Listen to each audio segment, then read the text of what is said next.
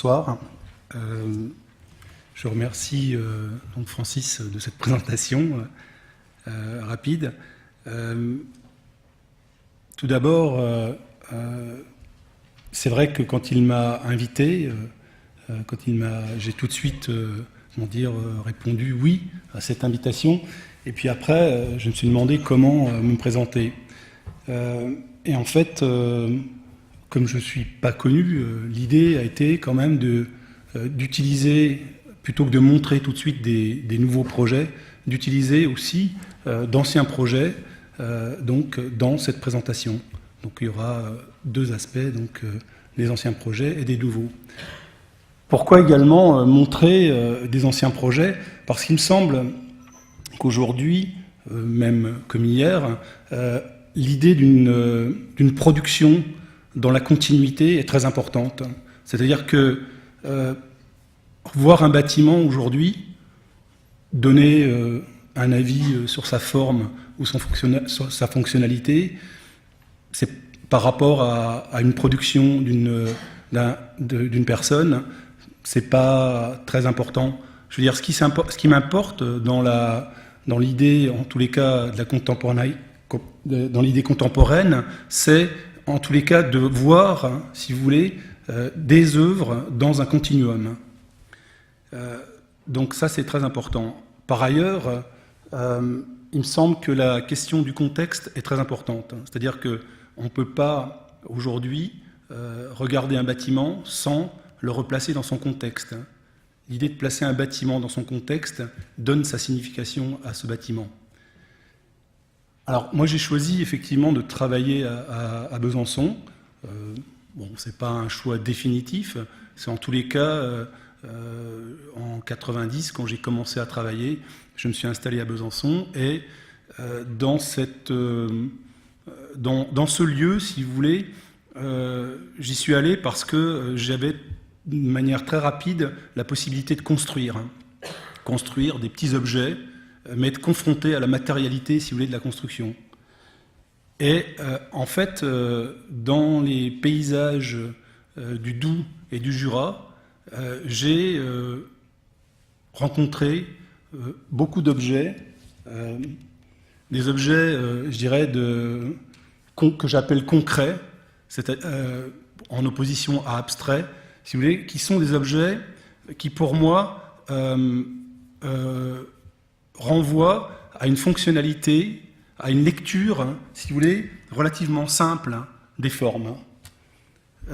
Donc ces objets font partie de mon quotidien. Chaque fois que je me rends sur des chantiers, j'ai mon appareil photo et je prends en photo ces éléments. Donc on peut voir des formes se mettre en place, comme ici. C'est une forme, mais c'est en même temps, si vous voulez, finalement, le paysan qui, d'un seul coup, veut se construire sa maison. Et voilà, il y a une confrontation entre deux objets complètement différents qui se met en place. Il y a des éléments comme ça dans la nature, avec des belles proportions. Une utilisation simple, finalement, des matériaux et qui pose des questions de base à l'architecture. Là, ici, par exemple, effectivement, des éléments qui sont les uns à côté des autres. Il y a des tensions qui se mettent en place de la même manière que dans cette petite sculpture contemporaine de Didier Marcel, où l'artiste reproduit les objets, finalement, et essaye de trouver un rapport de tension entre eux. Donc voilà, si vous voulez, très rapidement, ça peut donner dans le paysage, par exemple, cette petite école, qui est qu'une partie donc d'une première tranche d'une école, où on voit qu'il y a une espèce de dialogue qui se met en place avec tout ce qui se passe autour, de bien ou de pas bien. De plus près, on voit que dans cette école est utilisé deux matériaux. On reviendra pourquoi dessus après, c'est-à-dire principalement le bois mis en œuvre d'une manière assez sophistiquée et de l'aggloméré crépi ou du ciment crépi, du béton crépi. Alors, j'en arrive au premier projet que je vais vous présenter. c'est un transformateur qui est un petit peu pour moi un projet emblématique. Je disais tout à l'heure, quand je suis arrivé en 90, je me suis intéressé finalement à des choses très banales à essayer de mettre de l'architecture dans des endroits où véritablement il n'y en avait pas. Et donc dans le lieu où je devais construire ce transformateur, il y avait, non loin de là, cette construction. Cette construction, finalement, c'est un petit objet que j'aime bien parce que il pose, si vous voulez, une vraie question. C'est-à-dire que, en même temps, on le reconnaît, on sait que dedans il y a de l'eau, et en même temps, si vous voulez, on peut le voir comme un objet, si vous voulez, comme une espèce de sculpture. Donc cette espèce de capacité qu'a certaines formes, si vous voulez, finalement à dire deux choses en même temps, c'est ce qui m'a intéressé dans l'objet du transformateur. Assez rapidement, si vous voulez, ce transformateur, il y a une partie dans laquelle se situe la partie électrique et une partie dans laquelle se situe la partie mécanique. Bon, j'avais choisi de les séparer pour une question de masse et puis pour créer, par rapport au lieu, une transparence dans l'objet. Mais en même temps, l'idée était que à la fois ce bâtiment puisse évoquer sa fonction et à la fois avoir une forme qui soit une forme un peu particulière qui échappe à cette notion de fonction. Parce que je pense qu'à travers les objets utilitaires que je montrais tout à l'heure, se joue une espèce de rapport entre la fonction et la forme dont on n'a pas fini de parler. À un moment donné, ces formes, si vous voulez, même peuvent être déchargées de leur fonction, et en même temps, ils restent comme des éléments, comme des contenants. Mais des contenants qui ont une capacité à nous renseigner sur la manière dont ils ont été construits, sur la raison des matériaux qui ont été utilisés, et finalement, à la fin, à créer des émotions. Parce que l'architecture, c'est ça. Je veux dire, il y a l'aspect fonctionnel, il y a l'aspect technique, etc. Mais à la fin, il y a la capacité à créer des émotions. Et je pense qu'il ne faut pas oublier cette chose très importante.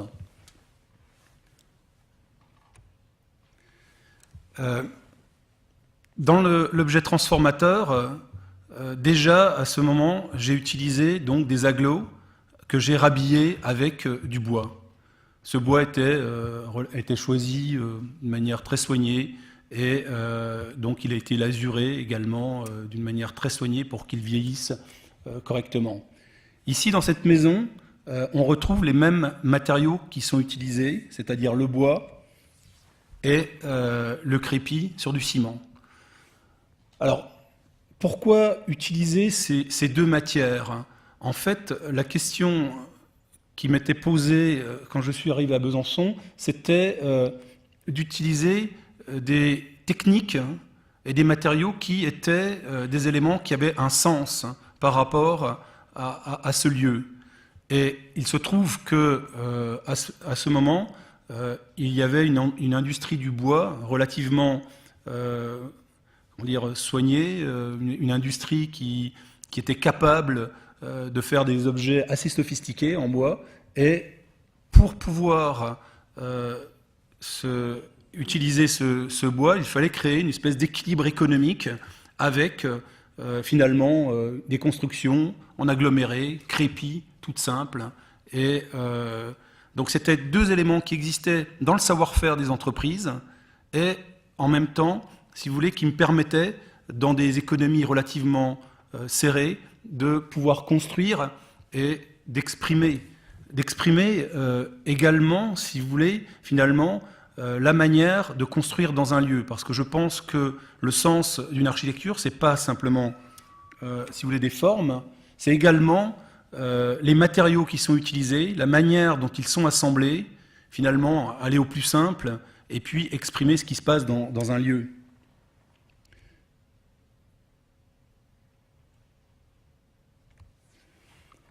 Je m'arrête, si vous voulez, sur cette fenêtre. pour expliquer un peu mieux la manière dont je travaille et ce qui m'intéresse dans ces formes. Cette fenêtre est au nu, vous voyez, du crépi. C'est typique dans les architectures utilitaires de voir ce type de fenêtre. En même temps, vous qui êtes des architectes et qui avez vu beaucoup d'architecture suisse ces dernières années, ce type de fenêtre au nu extérieur, on l'a vu beaucoup apparaître dans ces architectures. Il y a une grande différence entre cette manière de faire ici et ce qu'on voit dans les architectures suisses, c'est que si on vise la même problématique esthétique ou fonctionnelle, puisqu'à un moment donné, c'est quand même une fenêtre qui permet, si vous voulez, d'avoir un champ de vision relativement différent d'une fenêtre qui se trouverait au nu intérieur. Si cette fenêtre n'est pas la même, c'est qu'elle est construite pas du tout de la même manière. En Suisse, on construit en utilisant des doubles murs. On a un rapport, si vous voulez, à la thermique qui n'est pas du tout le même, avec une économie qui n'est pas du tout la même.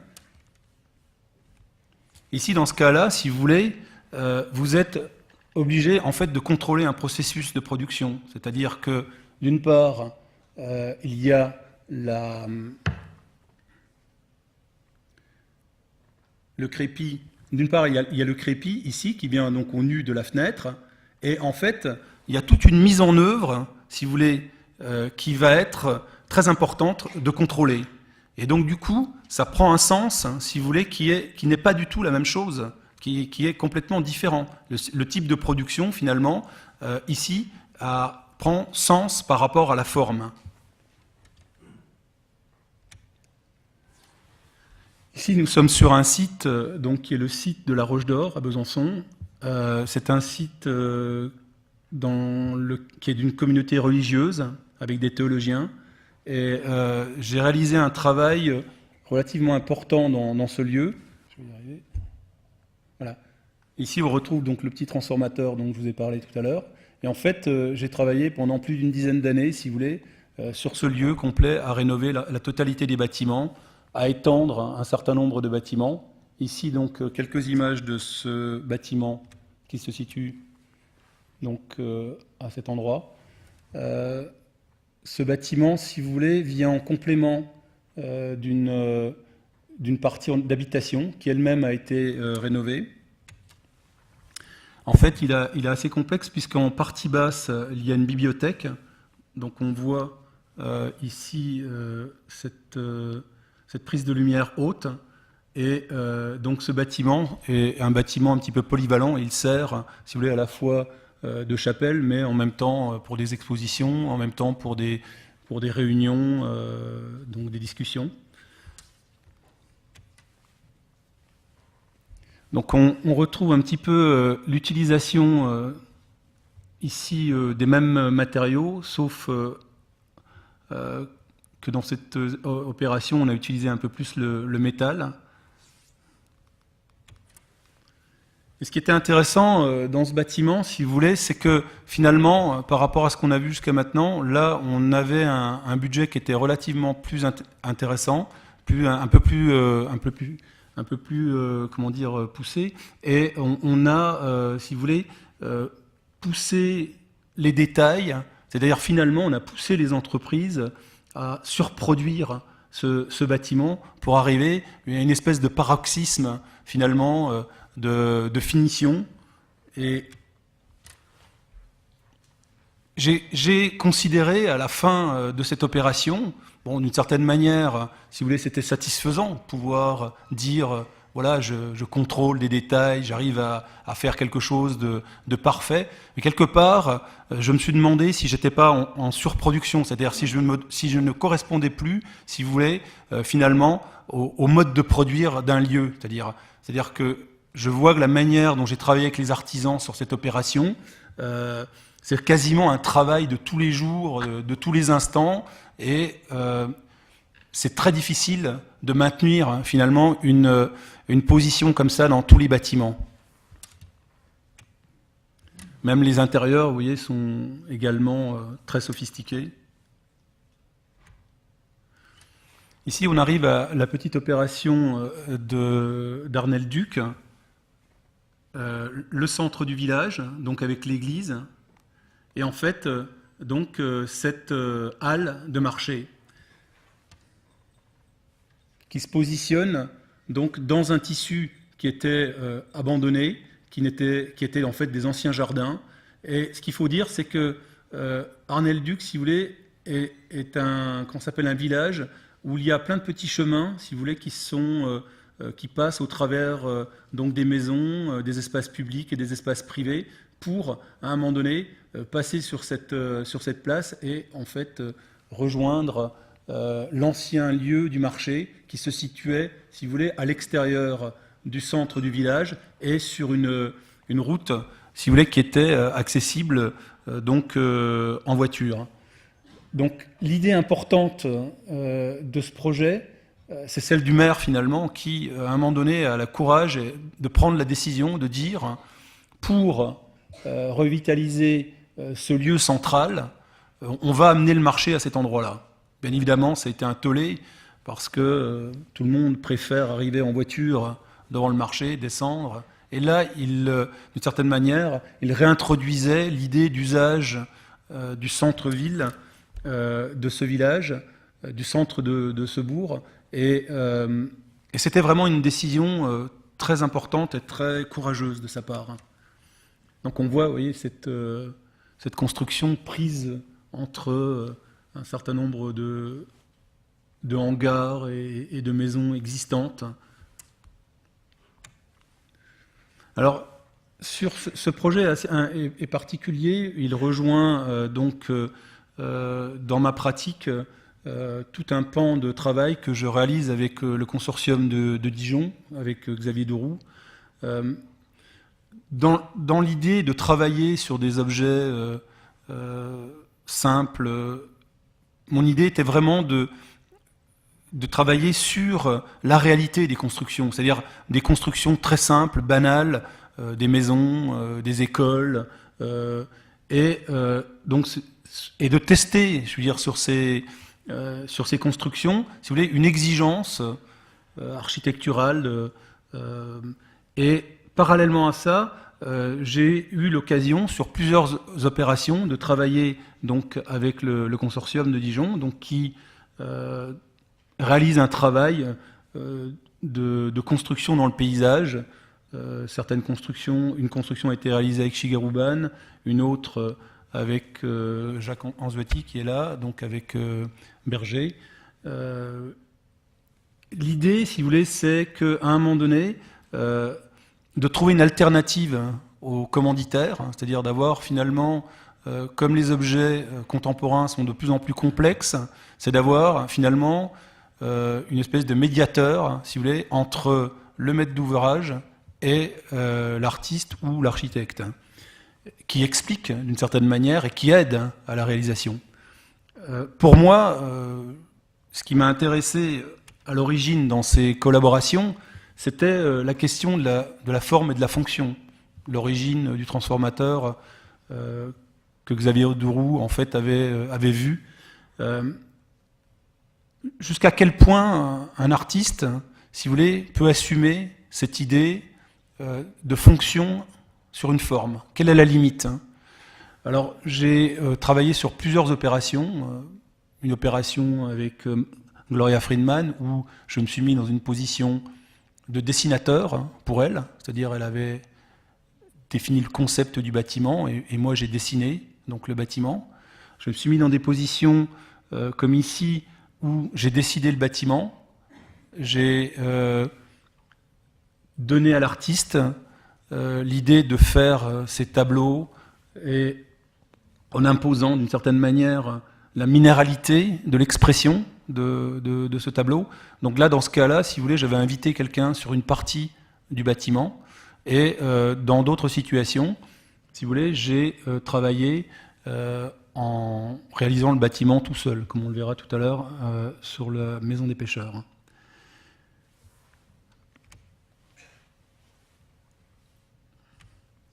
Ce qui me semble important de dire dans cette expérience, c'est que plus que la forme, si vous voulez, qui, finalement, quand on travaille sur des objets aussi simples, dans des commandes aussi banales, on se met en danger. Nous, en tant qu'architectes, on se met en danger parce que la maîtrise qu'on voudrait être parfaite, si vous voulez, est difficile. Je suis dans des économies très tendues, dans finalement des fois dans des missions qui ne sont pas complètes, comme on a pu le voir tout à l'heure, par exemple, sur l'opération donc avec les théologiens, où là, on arrive à une espèce de maîtrise de la forme totale.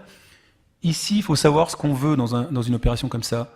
Dans cette opération, il me manque une image, elle a sauté, excusez-moi. Dans cette opération, si vous voulez, ça a permis de revitaliser tous les logements qui se trouvaient autour de cet objet. Donc il y a bien sûr le côté un peu spectaculaire de cet élément, mais pour moi, l'élément le plus important, c'est ce qui s'est passé autour de cet objet. Et ça a permis véritablement de redonner vie à un endroit et finalement de refaire fonctionner ce centre de village d'une certaine manière. Donc je parlais de cette commande ici avec donc le consortium.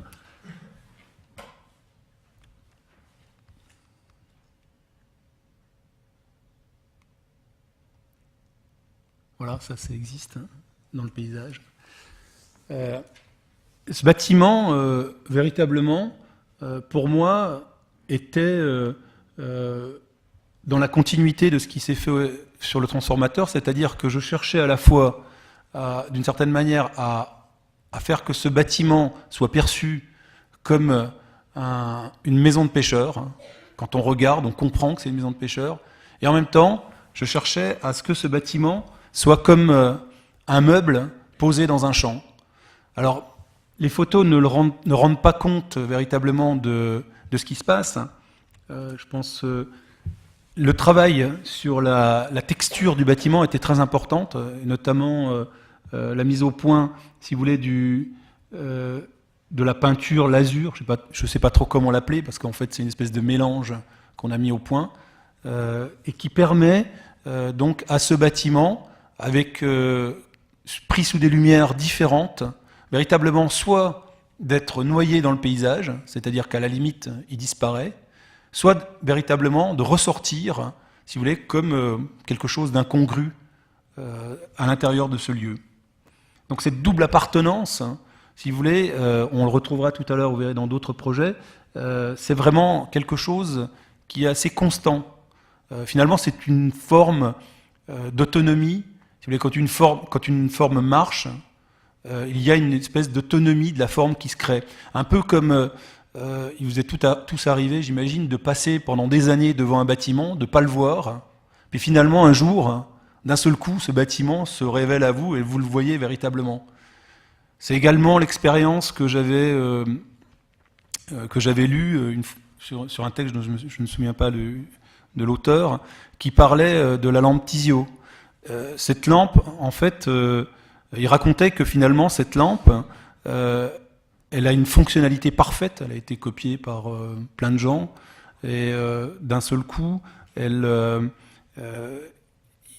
l'avait utilisée pendant des années, et il l'avait achetée bien évidemment parce qu'il la trouvait belle, et après des années d'utilisation, un jour il s'est rendu compte qu'il ne la regardait plus. Et donc il ne la regardait plus, mais par contre il l'utilisait, et elle avait ce côté fonctionnel, très fonctionnel.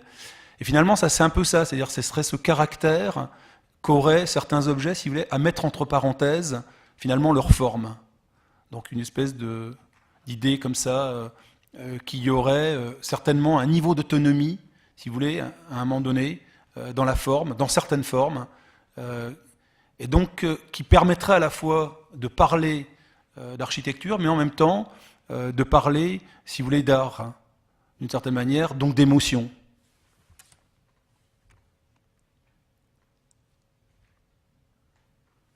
Alors, dans cette commande, on avait réalisé également des tables donc, qui se situent à l'intérieur de cette maison.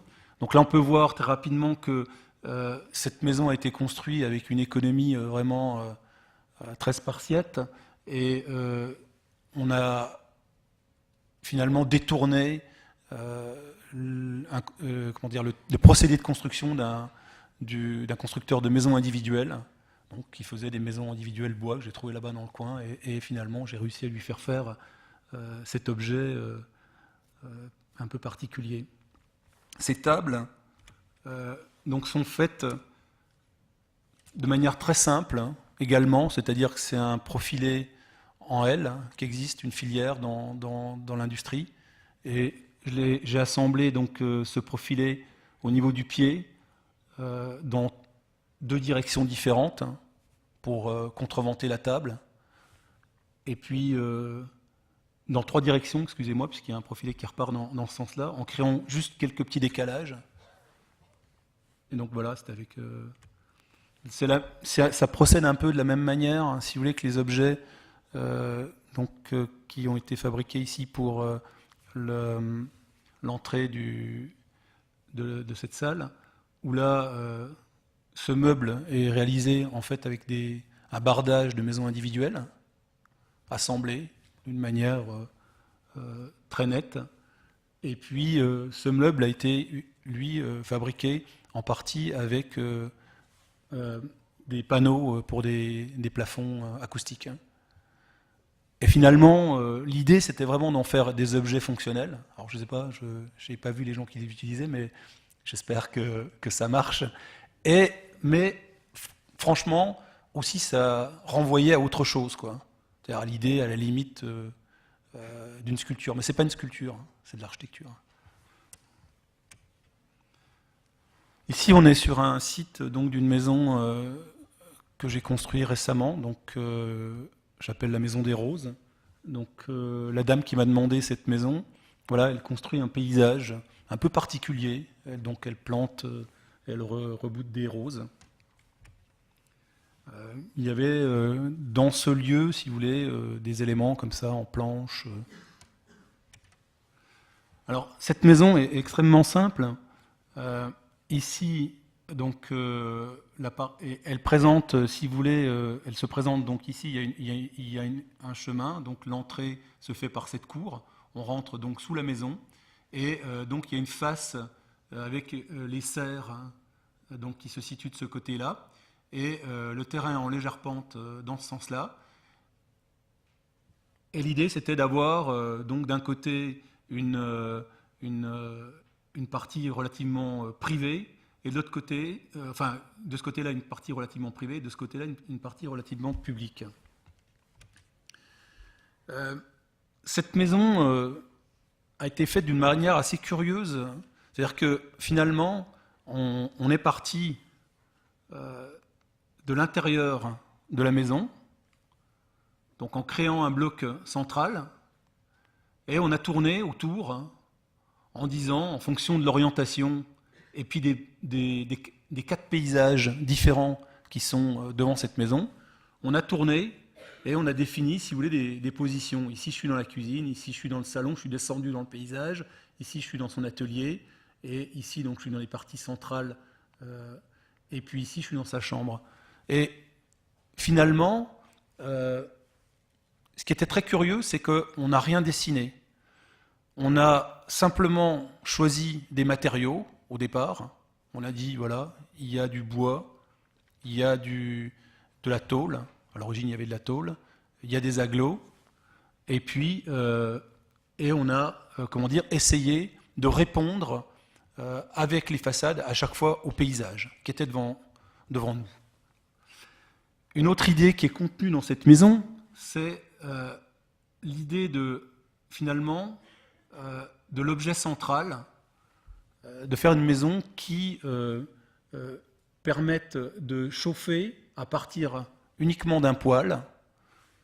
Donc avec cette technique de mettre les agglos à l'intérieur, donc la partie, si vous voulez, qui a de l'inertie, de surisoler, et puis d'avoir le bardage sur l'extérieur.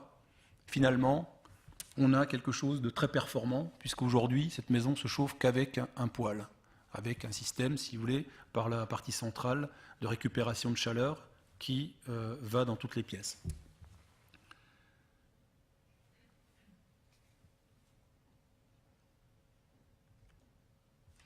Alors, ce qui est assez curieux dans cette maison, c'est que, vous voyez, on passe d'une façade à une autre, puis là, d'un seul coup, on se demande ce qui se passe, on ne comprend plus trop le volume. Et ça correspond, si vous voulez, à l'idée qu'on peut avoir, par exemple, dans cette sculpture de Marcus Reitz, c'est que finalement, il y a il y a 4 façades différentes qui renvoient au paysage, à des visages différents, et puis, d'un seul coup, à l'angle de 2 façades, se reconstitue un autre volume. Et donc ça, c'est un élément sur lequel j'ai travaillé sur cette maison, mais sur d'autres projets également.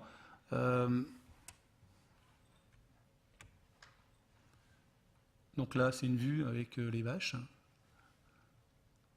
du salon.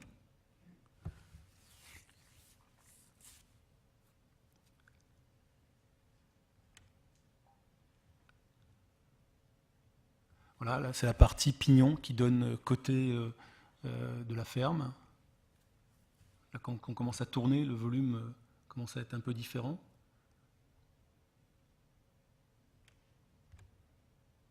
Et là, c'est la partie donc de l'entrée. Donc, ce qu'il faut dire, voilà, cette maison, après, là, j'y suis retourné, là, elle commence à devenir grise. L'idée, c'est qu'elle disparaisse en même temps dans le paysage. C'est une maison, il y a 140 mètres carrés, 160 000 euros. C'est-à-dire que c'est une question aussi, à un moment donné, de savoir quelle est la limite aussi économique jusqu'à laquelle on peut pousser, si vous voulez, la réduction économique tout en faisant encore de l'architecture. Il y a certainement à un moment donné une rupture. Mais c'est une question qui m'intéresse. Ça, c'est un projet sur lequel on travaille actuellement, donc qui reprend un petit peu le même type d'idée que ce qu'on vient de voir. C'est un golf house, on peut le reconnaître. Alors, c'était un projet, bon, je passe très rapidement dessus, mais l'idée, si vous voulez, c'est comme dans le meuble qu'on a vu tout à l'heure, c'est-à-dire qu'en fait, cette personne, c'est quelqu'un d'assez étonnant, hein, qui a fait 12 Paris-Dakar, qui a construit ses voitures et ses motos. Et là, en fait, il a récupéré un lot de madriers et il m'a demandé de construire le bâtiment avec un seul morceau de bois. Donc, c'est bien évidemment, ça m'a tout de suite plu comme idée, puisque j'avais déjà tenté dans un concours de travailler sur cette idée d'utiliser qu'un seul morceau de bois. Parce qu'il y a derrière une espèce d'économie de moyens qui rejoint un petit peu les préoccupations que j'ai. Et donc, voilà, c'est un projet en cours, je l'ai mis juste après.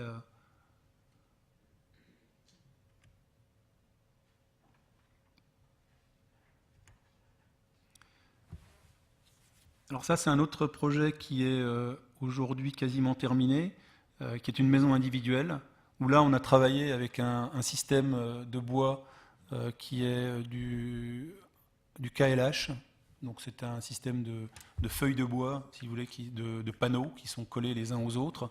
L'intérêt de ce système, encore une fois, par rapport au bois qui n'a pas beaucoup d'inertie, donc ça permet de ramener, si vous voulez, une masse de bois sur l'intérieur et donc de travailler, avec une certaine inertie sur l'intérieur.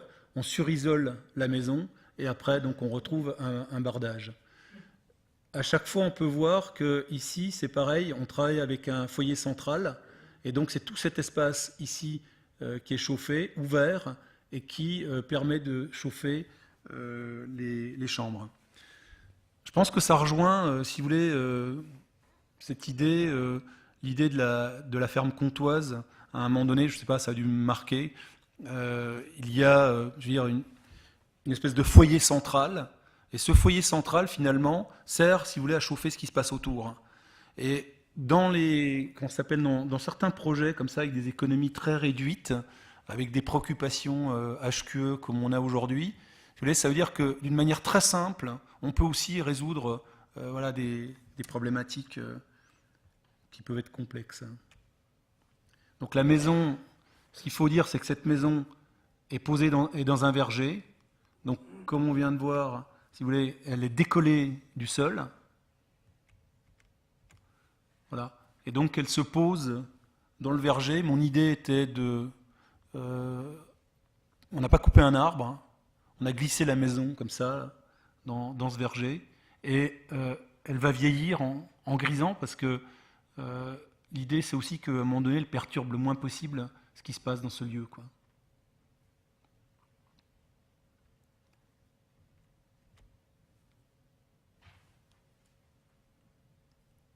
Alors elle a deux faces, deux grandes faces. Une face, une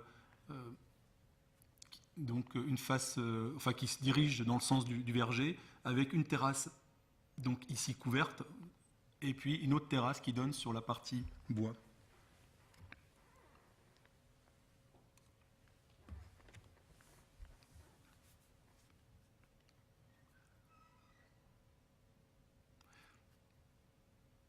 Alors la technique permet de construire très très vite, hein. Donc en l'espace d'une semaine, les murs sont montés. Voilà, bon, c'est pas terminé, encore les abords à faire, mais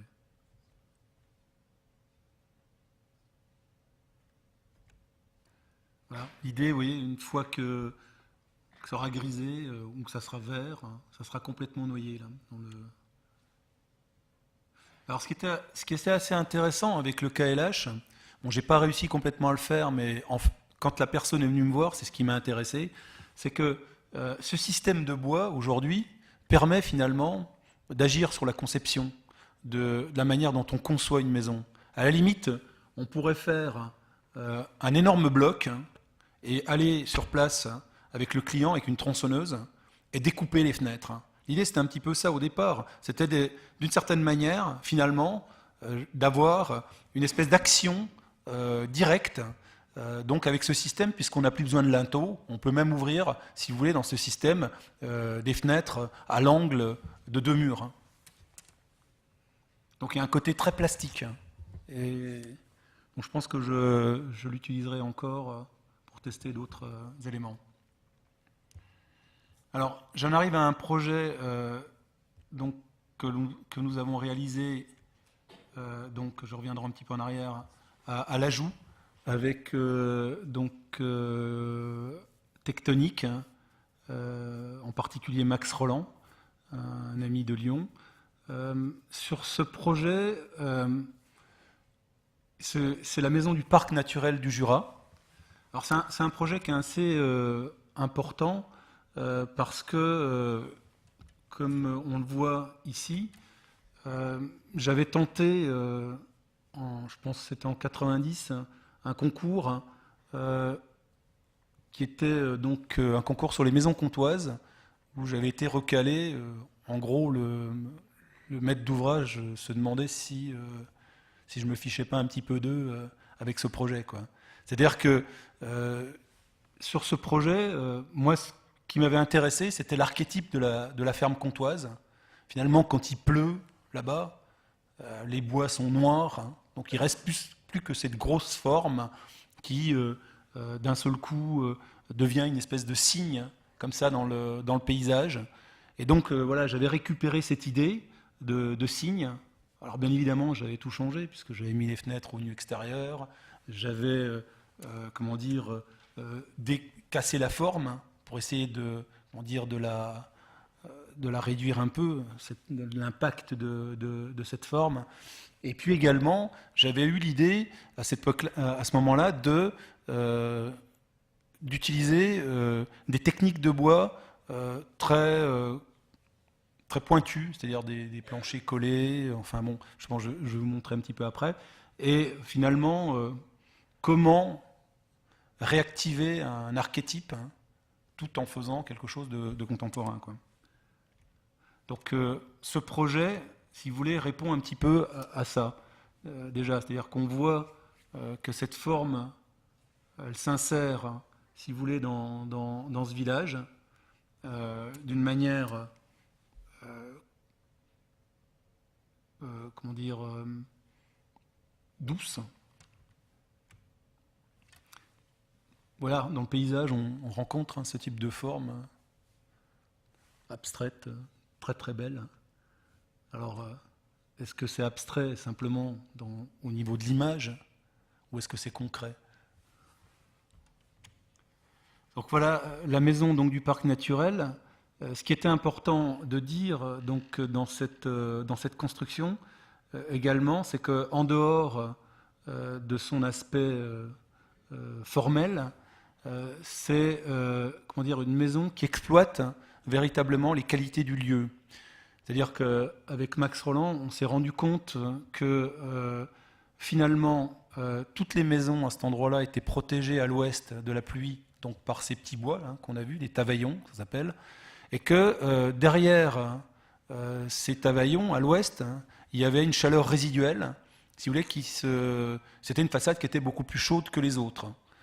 Et alors, l'idée a été de créer, en fait, une super isolation donc, de ce bâtiment, en utilisant, si vous voulez, une masse d'air qu'on va soit laisser de manière stable autour du bâtiment, soit la mettre en mouvement en été pour refroidir au contraire le bâtiment.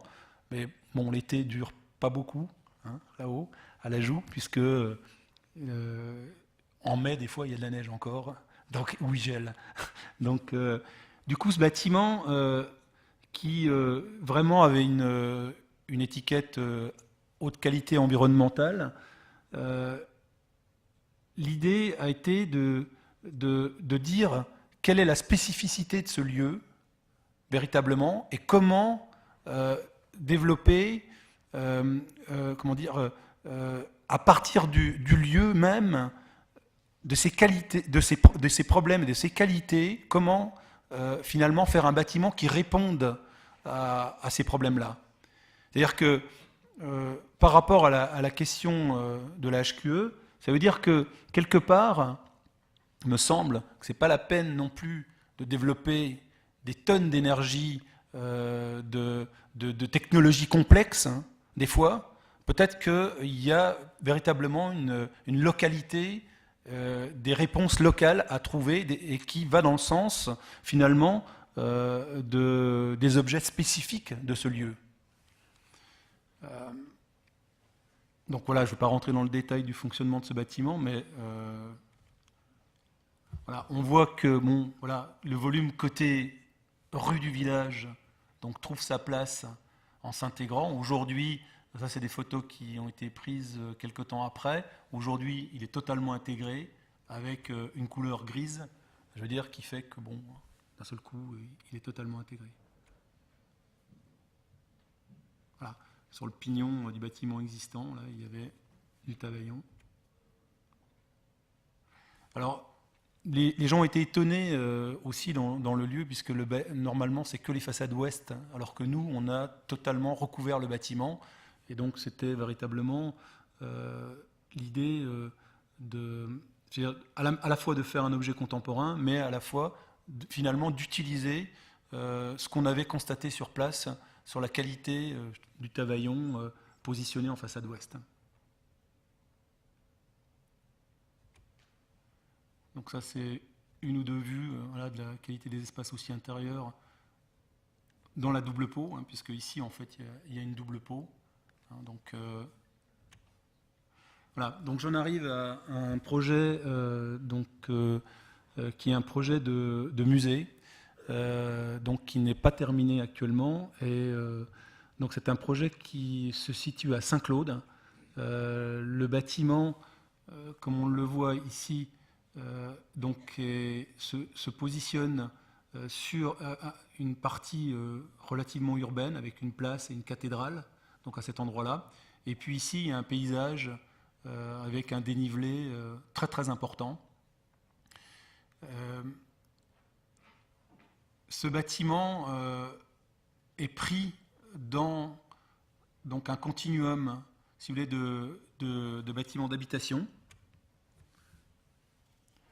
Donc ça, ici, c'est donc la partie existante. Et pour fonctionnaliser ce bâtiment, on était obligé donc de rajouter une tranche donc en façade avant, notamment pour venir mettre la partie ascenseur donc du bâtiment, puisque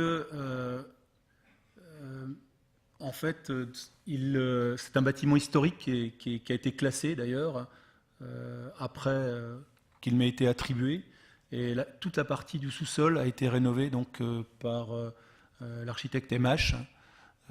Donc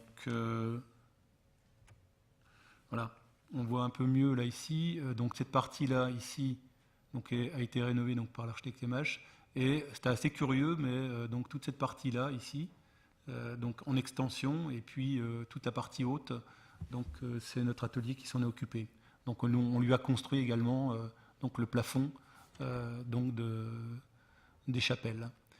Ce qu'il faut dire, c'est que ce bâtiment se situait dans un cloître. C'était un cloître, si vous voulez, qui reliait la cathédrale à d'autres églises. Donc, et il a été transformé donc, au cours. Il était une chapelle à un moment donné, et puis il a été transformé en habitation au XVIIIe siècle, et puis pour être encore une habitation jusqu'à sa date récente de rénovation. Alors là, ici, on voit donc il y a un jardin également en face arrière, et puis ici, il y a un dénivelé énorme. Donc vraiment deux faces très différentes. Ici, avec une façade donc historique à conserver, et puis ici une façade totalement nouvelle à construire. Donc une des idées importantes du projet, c'est que la tranche du bâtiment donc, reste visible, si vous voulez, dans l'extension qu'on a réalisée. C'est-à-dire que ça, c'est le mur existant, donc il n'est pas terminé, là, puisqu'il n'est pas encore repris. Et puis là, donc, on voit en partie basse le jardin. Ça, c'est des façades typiques de Saint-Claude. C'est-à-dire, vous voyez, il y a vraiment un site très, très particulier. On remarque donc la scansion des façades, des blocs de construction. Également, bon, bien sûr, c'est pas tout comme ça partout, mais là, ici, ça m'intéressait parce qu'il y avait des pots qui, comment dire, sont des éléments, comme on vient de voir à l'ajout, qui sont des éléments typiques de protection à la pluie. Donc, nous, notre idée a été, donc, dans ce musée, de reprendre, finalement, parce que la façade, en fait, était... la continuité de cette façade était de biais, et finalement on a décidé de créer une cassure, hein, de manière à retrouver ce rythme, à garder ce rythme, à s'insérer dans les habitations qui étaient autour. Hein. Donc là, on voit un peu mieux donc ce rythme. Voilà le site, hein, ici. Donc, vous voyez, très particulier. Et voilà le bâtiment, donc en cours de construction. Alors, ce qu'on remarque, si vous voulez, assez vite, c'est que finalement, on a travaillé avec donc l'idée de garder, comment dire, une découpe qui renvoie aux habitations, mais également avec l'idée, si vous voulez, d'avoir des ouvertures, hein, qui renvoient elles-mêmes à l'idée de l'habitation.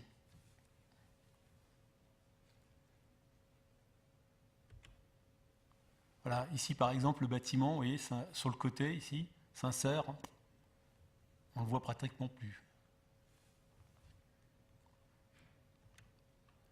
Alors, je reviendrai sur la façade après. À l'intérieur du bâtiment, comme c'est un bâtiment qui était en très très mauvais état, on a décidé de construire en utilisant donc une technique de plancher donc qui est constituée, si vous voulez, de planches de bois qui sont décalées et donc qui permettaient finalement de ne pas amener beaucoup d'eau à l'intérieur de ce bâtiment et de préfabriquer une partie des planchers.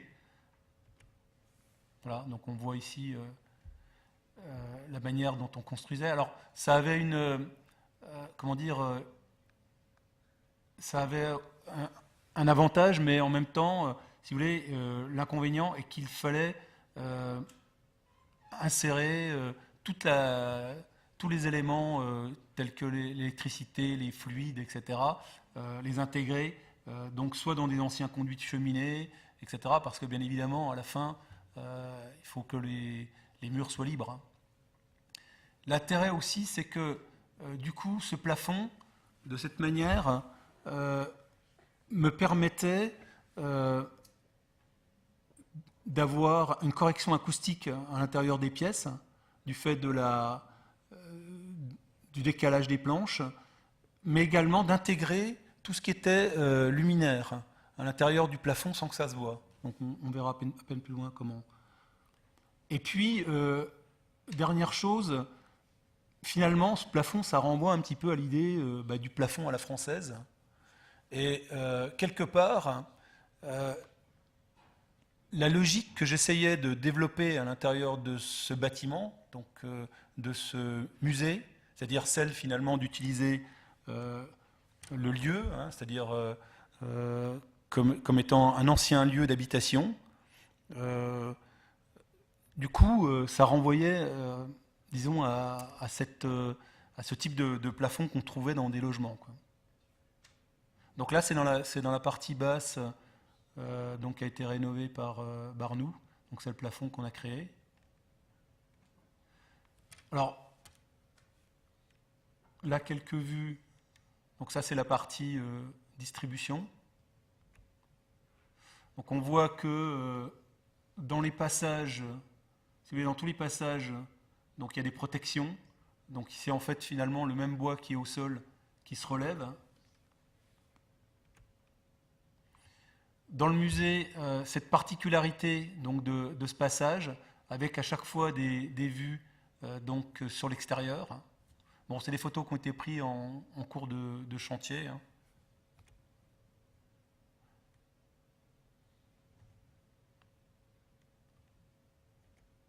Là, ici, on a dans ce musée, finalement, il y a une chose importante, c'est que toutes les pièces finalement, sont différentes. Elles ont des ambiances relativement chaudes du fait que le plancher est en bois, le plafond est en bois. Et il y a des formes très variées. Il y a des petites pièces, il y a des grandes pièces. De la même manière que dans un logement, si vous voulez, où on trouve des petites pièces et des grandes pièces. Et il n'y a qu'à un moment donné où on a ici une pièce un peu exceptionnelle sur 2 niveaux, parce qu'il y avait une problématique donc d'exposer des grands formats. Donc ce musée est une donation de 2 peintres, dont un expose d'ailleurs actuellement à Paris, hein, Guy Bardone et René Geny, qui sont donc Bardone et Saint-Claudien d'origine, et donc ils ont eu, si vous voulez, la bonne idée de collectionner des œuvres, des œuvres exceptionnelles, hein, puisque le musée, je dirais, est un musée des beaux-arts et donc a été suivi par la DMF. Et ils ont eu l'idée de collectionner des Bonnard, des Morandi, enfin quelques-uns. Il y a une très très belle collection. Donc une partie des pièces seront présentées dans ce musée. Une partie est consacrée, je veux dire, aux œuvres des 2 peintres, et une autre partie est consacrée à des expositions contemporaines. Donc là, on voit la difficulté qui était la nôtre, finalement, de créer à un moment donné, dans cette circulation, dans cette extension, des ouvertures, de manière à amener de la lumière naturelle, si vous voulez, à l'intérieur du musée. Parce qu'une des idées aussi de ce musée, c'est qu'il présente beaucoup de paysages, et comme ce lieu est véritablement est ouvert sur un paysage exceptionnel, donc l'idée c'était d'être en contact direct avec l'extérieur.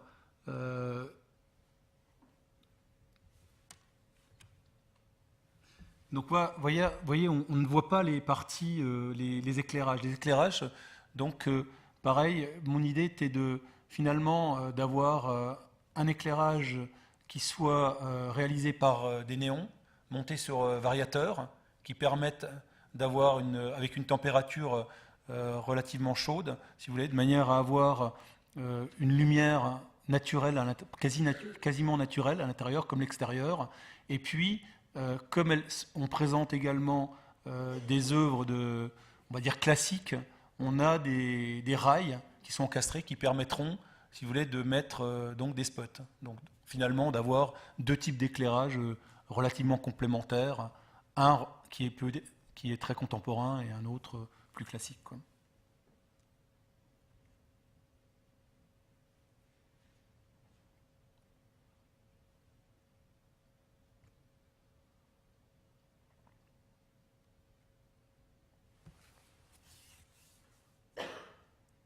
Donc on voit là comment ça s'appelle, les mains courantes qui sont encastrées dans les murs et qu'on a vissées après.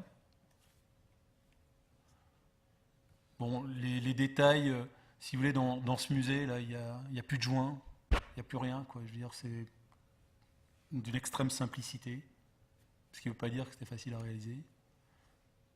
Ici, on voit donc finalement toute la paroi ici, ce sont des gros cadres, donc en bois, qui cadrent le paysage, donc avec ces ouvertures et cette matière jaune dont je vais parler. Et puis ici le petit pavillon donc, qui se situe dans le jardin. Ce bâtiment là, donc là on voit donc le type de tavaillon donc bois qu'on trouve là-bas. Et ce qui était assez curieux là, c'est qu'il y avait une peinture qui avait été mise là-dessus qui était très très particulière. On a comment dire voulu dans ce bâtiment, un peu comme, si vous voulez, sur la Maison des Pêcheurs, retrouver le même type d'effet. C'est-à-dire que, quelque part, il y a une espèce d'ambivalence entre l'idée que ce bâtiment est un bâtiment public, donc un musée, et qu'il doit être vu, et donc les jours où il y a du soleil, cette matière est une matière donc, relativement brillante, donc c'est un mélange d'aluminium donc, et de laiton. Et ça permet, si vous voulez, les jours où le temps est terne, que le bâtiment disparaisse. Et c'est très curieux, je veux dire, de voir d'un seul coup qu'il peut appartenir finalement au monde du musée, comme un objet qu'on voit, et d'un seul coup il appartient aussi, je veux dire, aux habitations dans lesquelles il est. Donc vous voyez, c'est encore une fois le même type de recherche entre l'objet qui apparaît, l'objet qui disparaît.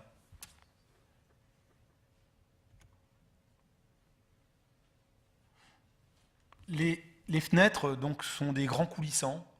Des grands coulissants, je tenais absolument, comme dans un séjour, quoi, absolument à avoir des coulissants.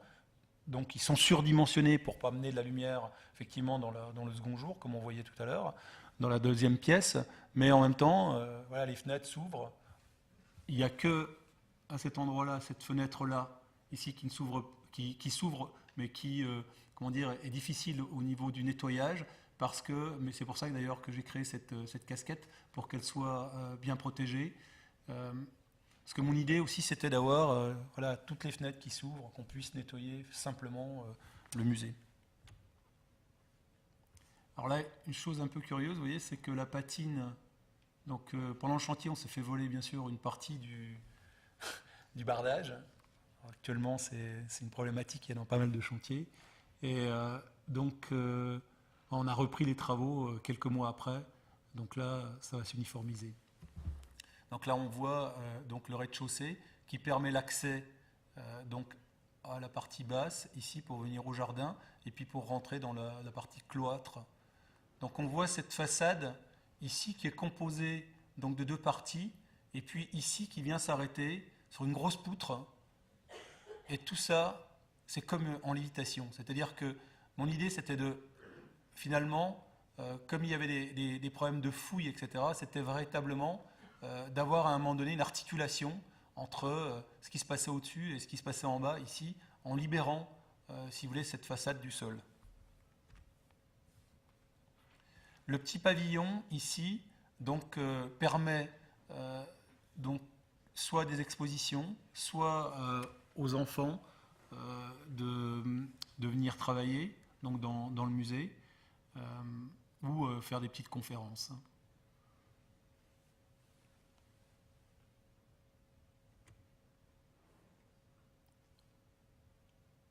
Donc c'est un élément vous voyez, qui fait partie finalement de ce qu'on trouve sur ces jardins. Voilà. Je terminerai avec un projet qui est en cours également de finition, qui est un projet relativement important, puisque c'est un collège, pour montrer un petit peu que ces idées qui ont été développées dans des petites réalisations peuvent être également donc transposées sur des opérations un peu plus importantes. Ici, on est à Pontarlier, et donc ce collège donc, est constitué d'une partie, ici gymnase, ici une cour qui s'ouvre sur un paysage, donc une cour végétale, et ici une cour minérale protégée des vents, parce que bon, il y a quand même pas mal de, il y a des temps, des conditions climatiques assez difficiles donc dans ce lieu. Donc on a vraiment conçu ce bâtiment de l'intérieur. Hein. Pour moi, c'était très important. D'ailleurs, on voit d'ailleurs le plan est relativement complexe, d'avoir un fonctionnement très exigeant à l'intérieur de ce bâtiment. Là, c'est une forme qui existe. Et là, j'ai utilisé donc des formes comme ça. C'est-à-dire que ce bâtiment, il y a 3 matériaux. Bois, protégé par, quand il le fallait, des grandes casquettes, de manière à ce que le bois ne vieillisse, vieillisse correctement. Du tavaillon, donc cette fois-ci mis d'une autre manière sur certains pignons et sur certaines façades. Et c'est un objet un peu complexe comme ça qu'on peut trouver dans la campagne. Voilà, ça s'intègre, vous voyez, dans ce paysage, la colline et tous les bâtiments. Ça, c'est de l'autre côté. Donc, vous voyez, avec la cour. Bon, là, c'est pas terminé. Il manque les arbres, les couleurs.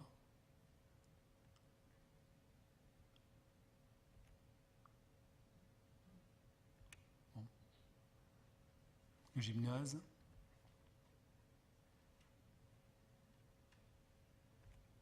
Voilà. Et pour finir, donc, ce dernier petit bâtiment, qui est un bâtiment de bureau,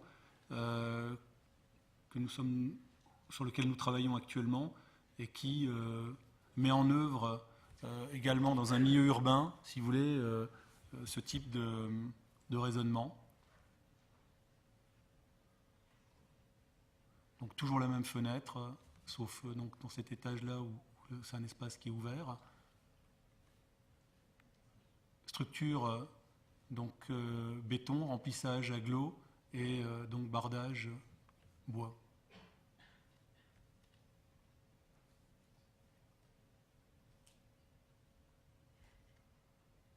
Voilà, je vous remercie.